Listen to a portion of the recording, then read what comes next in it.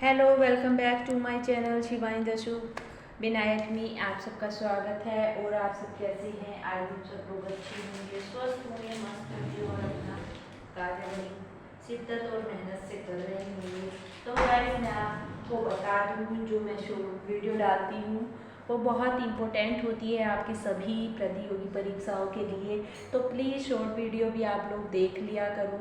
और जो लोग शॉर्ट चैनल पर नए हैं तो वो लोग चैनल को सब्सक्राइब कर लेना, ताकि सभी आपको लॉन्ग वीडियो, शॉर्ट वीडियो, सभी वीडियो आपको देखने को मिल सके, सभी वीडियो के नोटिफिकेशन आपके फ़ोन पर पहुंच सकें। तो आइए वीडियो का करते हैं स्टार्ट। जैसे कि आपका यहाँ पर मैं लेकर के आई हूँ बसा से संबंधित महत्वपूर्ण प्रश्नों की श्रृंखला। तो यहाँ पर थोड़ा सा मैं आपको बसा में डिटेल्स समझा देती हूँ। बसा दो प्रकार का होता है, एक संतृप्त वसा होता है और एक आपका असंतृप्त वसा होता है।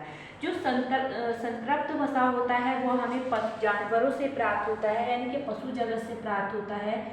और जो असंतृप्त वसा होता है वो शाकाहारी होता है, यानी कि हमें वनस्पति जगत से प्राप्त होता है। ठीक है, तो आइए यहाँ पर सबसे पहले हम क्वेश्चन की बात करते हैं। तो मुफा का सबसे अच्छा स्रोत किसको माना जाता है? तो मुफा का सबसे अच्छा स्रोत माना जाता है सोयाबीन के तेल को, यानी कि सोया का तेल।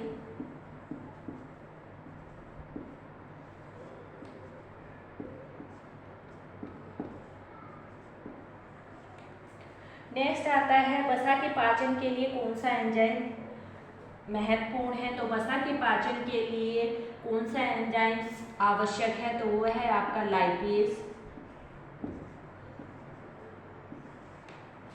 नेक्स्ट आता है एक आवश्यक बसीय अम्ल का नाम बताइए। तो आवश्यक बसीय अम्ल का नाम है आपके, यहाँ पर लिखते हैं आर्जिनिन।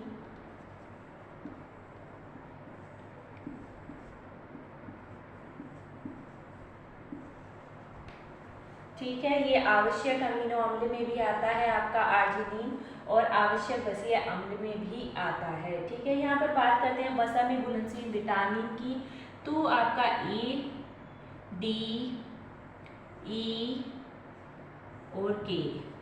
ठीक है, vitamin A, vitamin D, vitamin E और विटामिन के आपका वसा में घुलनशील विटामिन है। और जल में घुलनशील ए, बी और सी जल में घुलनशील है, और वसा में घुलनशील ए, डी, ई और के। ठीक है, अब नेक्स्ट हम यहाँ पर बात करते हैं शाकाहारी आहार में किसकी कमी होती है। ठीक है, शाकाहारी आहार में किसकी कमी होती है? तो जैसे कि अभी मैंने आपको बताया था कि आपका जो संतृप्त वसा है वह पशु जगत से हमें प्राप्त होता है।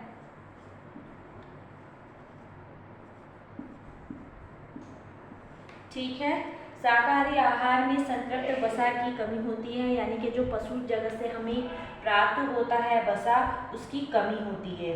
पशु जगत से आपका दूध भी प्राप्त होता है, ठीक है, मांस वगैरह।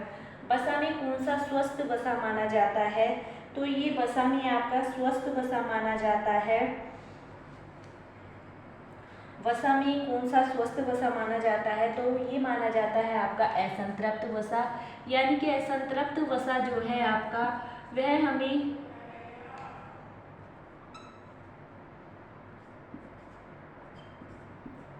असंतृप्त वसा।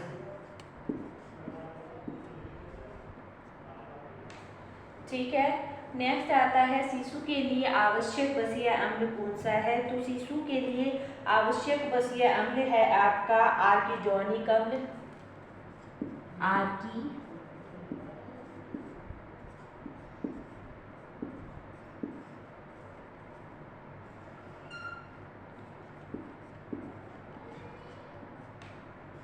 आर्किजोनिक अम्ल।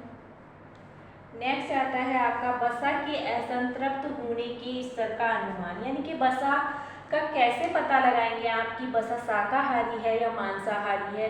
तो किस यंत्र का आप प्रयोग करेंगे जिसके द्वारा आप पता लगा सकते हैं कि वसा आपकी असंतृप्त है या वसा आपकी संतृप्त है। ठीक है, तो आयोडीन वैल्यू के अनुसार हम वसा का अनुमान लगा सकते हैं कि वसा संतृप्त है या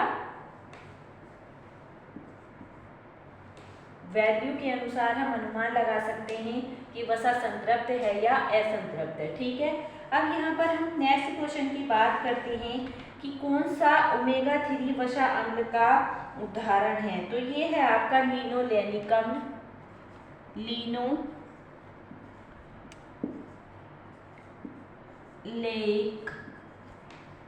अम्ल। ठीक है, ये आपका वसा ओमेगा 3 का उदाहरण है। आपसे पूछा, काफ़ी इंपॉर्टेंट क्वेश्चन है ये कि कौन सा ओमेगा 3 वसा अम्ल का उदाहरण है। तो आपका लिनोलेइक अम्ल जो होता है ओमेगा 3 का उदाहरण होता है। तो इसी तरीके से आपके लिए जो मैं ये क्लास लेकर के आती हूँ, आप लोगों को लगता होगा कि मैम यहाँ पर तो 10-15 ही क्वेश्चन लिखवाती हैं। ऐसा नहीं है कि 10-15 क्वेश्चन मैं आपको नहीं लिखवाती हूँ, लगभग 20 क्वेश्चन तो यहाँ पर लिखवा देती हूँ, लेकिन 20 क्वेश्चन मैं आपको ओरल करा देती हूँ। ठीक है, 20 क्वेश्चन मैं आपको ओरल करा देती हूँ। तो इसलिए प्लीज़ वीडियो को आप पूरा देखिएगा। वीडियो को ऐसा नहीं है कि 4-5 क्वेश्चन देखे हैं, पूरा सुना भी करो और पूरा लिखा भी करो। तो उससे क्या होता है, आपका पूरे का पूरा टॉपिक यहाँ पर मैं आपका तैयार करा देती हूँ, कंप्लीट करा देती हूँ।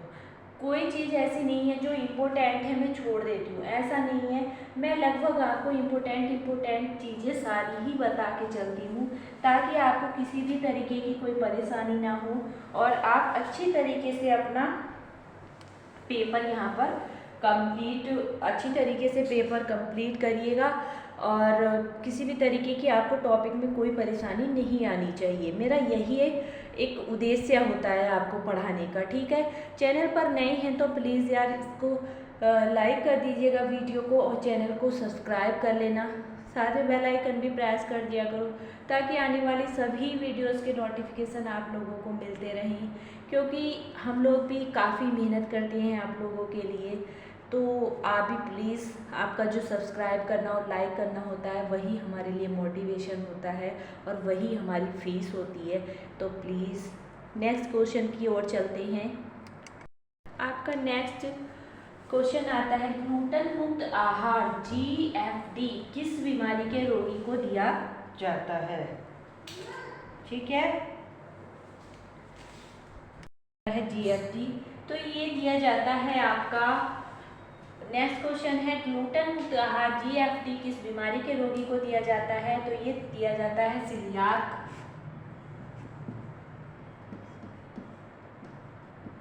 सीलियाक बीमारी में आपका GFD ग्लूटन मुक्त आहार दिया जाता है। फिर नेक्स्ट आता है, कैरोटीन का शोषण करने के लिए भोजन निम्न तत्व की आवश्यकता होती है। तो ये होती है आपकी, कैरोटीन का शोषण करने के लिए भोजन में निम्न तत्व की वसा की आवश्यकता होती है। ठीक है, यहाँ पर नेक्स्ट आएगा, किसके ऑक्सीडेशन से सर्वाधिक ऊर्जा प्रति ग्राम प्राप्त होती है। तो यहाँ पर मैं आपसे बता दूँ, 1 ग्राम वसा से आपको कितनी ऊर्जा प्राप्त होगी, कितनी कैलोरी प्राप्त होगी। तो 1 ग्राम वसा से आपको 9 कैलोरी ऊर्जा प्राप्त होती है। तो यहाँ पर पूछा जा रहा है, किसके ऑक्सीडेशन से सर्वाधिक ऊर्जा प्रति ग्राम प्राप्त होती है। तो वसा के, यहाँ पर लिख लीजिए, 1 ग्राम वसा में 9 कैलोरी ऊर्जा आपको प्राप्त होती है।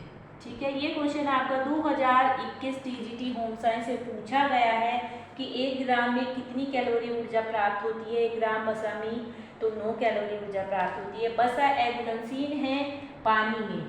अगर आप पानी में घी को डाल दोगे तो घुलता नहीं है ना। अगर आप पानी में घी की बूंदें डाल दोगे तो वो ऊपर ही तैरने लगती हैं, वो घुलता नहीं है। तो घी क्या है, आपका वसा है। तो वसा एगुलनशील है किस चीज़ में, पानी में। ठीक है, ये आपको अच्छी तरीके से याद रखना है। वसा से रिलेटेड कोई भी क्वेश्चन अगर आपसे पूछा जा रहा है कि घी पानी में घुलनशील है क्या, या कोई और चीज़ आपसे अदरवाइज वसा से रिलेटेड पूछी जा रही है, तो क्या है वो, पानी में एगुलनशील है। ठीक है, नेक्स्ट आपका आता है, कोलेस्ट्रॉल का सर्वाधिक घनिष्ठ संबंध किससे है।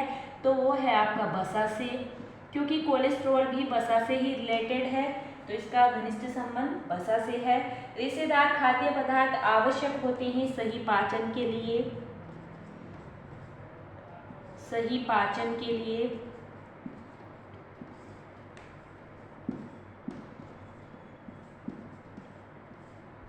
ठीक है।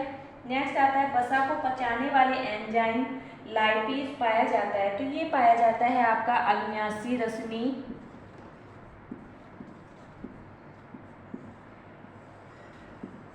रस, ठीक है।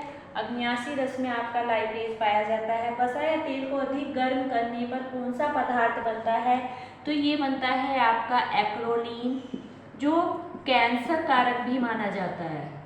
एक्रोलीन को कैंसर कारक भी माना जाता है, इससे कैंसर हो जाता है एक्रोलीन से आपका, ठीक है। वसा की कमी से होने वाला रोग कौन सा है, तो वसा की कमी से होने वाला रोग है आपका फाइनोडर्मा रोग, यहाँ पर आप नोट कर लीजिएगा।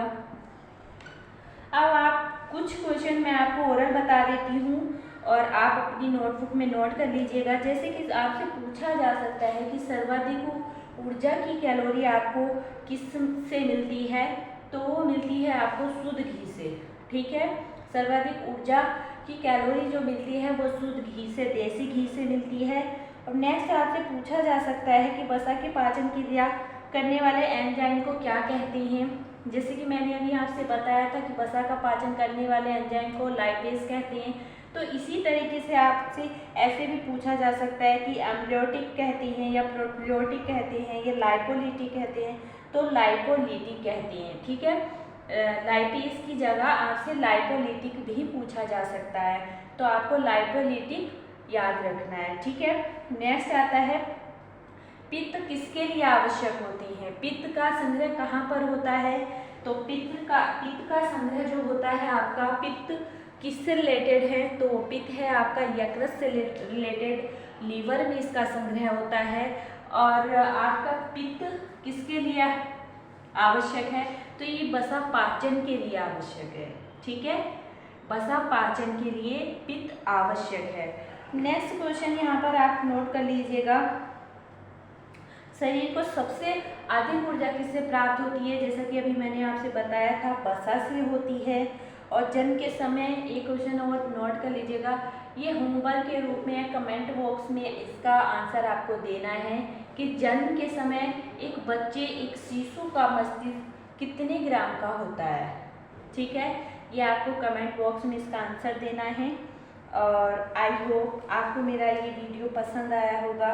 वीडियो पसंद आया हो तो प्लीज़ वीडियो को लाइक कर देना, शेयर कर देना एंड चैनल को सब्सक्राइब कर देना, क्योंकि आप लोगों का सब्सक्राइब करना ही हम लोगों के लिए मोटिवेशन होता है और हम लोगों की फीस होती है, ठीक है। हम लोग भी आपके लिए काफ़ी मेहनत करते हैं, तो प्लीज़ आप लोग भी अपना प्यार और अपना साथ हमारे साथ बनाए रखिएगा, ताकि हम लोगों को मोटिवेशन मिलता रहे आप लोगों के प्यार और साथ से, ठीक है। और शॉर्ट वीडियो भी मेरी एजुकेशन से ही रिलेटेड होती हैं और काफ़ी इम्पोर्टेंट क्वेश्चन मैं उसमें डालती हूँ, तो आप लोग शॉर्ट वीडियो को भी देखा करो और अपनी नोटबुक में नोट कर लिया करो जो चीज़ें आपको नहीं पता है। और इससे भी बेहतर से बेहतर मैं शॉर्ट वीडियो डालने की कोशिश करूँगी। मतलब ये समझ लीजिए जो आपके एग्ज़ाम में आने वाला है, ठीक है, आपका ज्योग्राफी, साइंस और सिविक्स सभी सब्जेक्ट के क्वेश्चन मैं आपको शॉर्ट वीडियो में अपलोड करूँगी और कोशिश करूँगी कि ऐसे क्वेश्चन आपको दिए जाएं, ऐसे क्वेश्चन शॉर्ट वीडियो में डाले जाएं कि जो आपके एग्ज़ाम में आपके लिए काफ़ी हेल्पफुल हों, ठीक है। और आप लोगों को भी लगे कि हाँ मैडम हमारे लिए काफ़ी मेहनत कर रही हैं, ठीक है। तो शॉर्ट वीडियो को भी आप लोग देखा करो और शॉर्ट वीडियो को लाइक भी किया करो। और चैनल पर नए रहते हो तो प्लीज़ चैनल को सब्सक्राइब भी कर देना, साथ में बेल आइकन को प्रेस भी कर देना, ताकि सभी आपको लॉन्ग वीडियो, शॉर्ट वीडियो और मैं कम्युनिटी में भी क्वेश्चन डालती हूँ उनके भी आंसर दिया करो सब लोग। बहुत कम आंसर आ रहे हैं, सब्सक्राइबर भी ठीक है लेकिन सब्सक्राइबर के अकॉर्डिंग भी आंसर नहीं आते हैं। वही 15-20 लोग जो सब्सक्राइबर हैं 15-20 लोग ही आंसर दे पाते हैं, तो सब लोग आंसर भी देना वहाँ पर। और जो लाइव क्लासें अगर मैं लेती हूँ तो प्लीज़ लाइव पर भी आप लोग आ जाया करो। और यहीं पर मैं अपनी वीडियो का एंड करती हूँ, तो प्लीज़ अपना प्यार और अपना साथ मेरे साथ बनाए रखिएगा। Thank you.